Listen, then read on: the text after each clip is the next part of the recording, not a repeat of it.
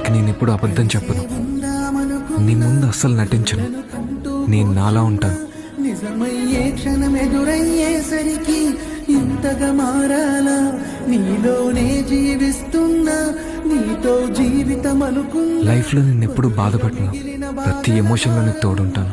మోస్తూ బతకాల ఇరుగురు కన్నా ఈ కలలో చెరి ఒకరైనా, ఈ కథలో నేరం చేసిందెవరు అంటూ అడిగే ప్రశ్న.